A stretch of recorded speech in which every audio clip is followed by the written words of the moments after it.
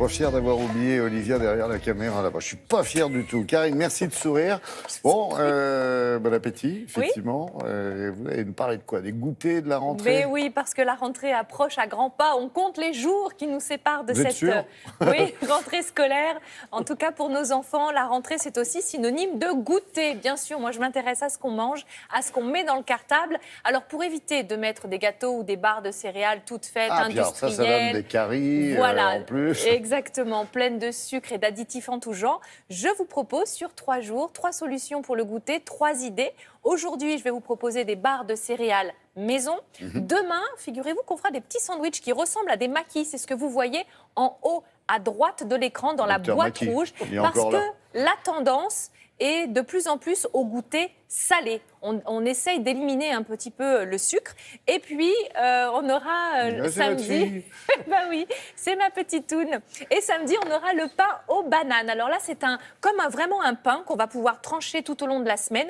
Et c'est un pain aux bananes, ce qui permet d'éviter le gaspillage. C'est ce que vous voyez en bas de l'écran. Je vous en parlerai samedi, car ça nous permet d'utiliser les bananes qui sont trop mûres. Et c'est un gâteau ultra moelleux. En ce qui nous concerne aujourd'hui, on va parler des barres de céréales maison. On va mettre tout un tas de choses dedans, des flocons d'avoine, des abricots secs, histoire de faire le plein d'énergie.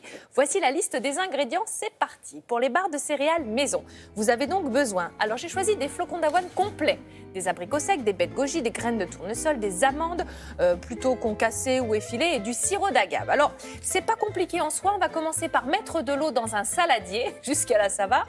C'est pour faire tremper les abricots secs. En fait, on va les réhydrater et ensuite on va les mixer. C'est ce qui va nous faire une purée d'abricots secs et ça sera le liant de notre barre de céréales. Et on va lier quoi? On va lier là des flocons d'avoine. Dans la poêle, j'ai mis des amandes effilées avec des graines de tournesol. Ça, c'est des baies de goji. Les baies de goji, ça colle un peu aux dents, parfois. Mais on s'en fiche parce que c'est riche en vitamines, en antioxydants, en minéraux. La liste des bienfaits est vraiment très, très longue. Donc, j'ai mis des baies de goji dans ma petite barre de céréales. Du sirop d'agave, voilà. Là aussi, pour que tout puisse bien se mélanger. Vous pouvez mettre du miel si vous préférez, il n'y a aucun souci. Nos abricots, vous voyez, sont tout gonflés. Voilà, ils sont tout rondouillards désormais. Et avec mon petit plongeur à soupe, paf, paf, paf, 3 petites impulsions et puis s'en vont. J'ai une purée d'abricots secs réhydratée. La purée dans le saladier avec les flocons d'avoine, les baies de goji. On va rajouter évidemment, on l'a peut-être déjà fait d'ailleurs, les petites amandes effilées avec les graines de tournesol. On mélange bien et on va maintenant former les barres de céréales. Donc j'ai pris une assiette, du papier sulfurisé. Je vais répartir ma préparation. Je vais recouvrir avec le papier sulfurisé et à l'aide de mes petites mimines et d'un rouleau à pâtisserie si nécessaire, je vais bien étaler. Il faut quand même que ce soit compact parce que sinon on aura des soucis quand on va découper. Donc on étale, on compacte bien et ensuite on va mettre ça au réfrigérateur. Bravo. Au frais. Vous aviez une chance sur 2. Vous auriez pu me dire au four. Non, mais il y a des limites. Une demi-journée parce qu'il faut quand même que tout ait le temps de bien prendre. Surtout et pas ensuite, de congèle, hein. Non. Du froid. Oui. Ou alors vraiment vous êtes très pressé. Voilà. Et ensuite on va découper. Donc un dans un sens, hop dans l'autre sens et on a notre petite barre de céréales.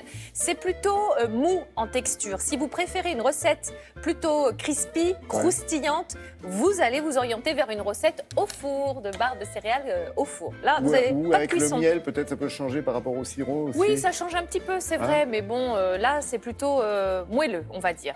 Donc ensuite un petit coup de serviette. Voilà. Bah oui, vous mettez ça dans une jolie petite boîte à goûter et en avant.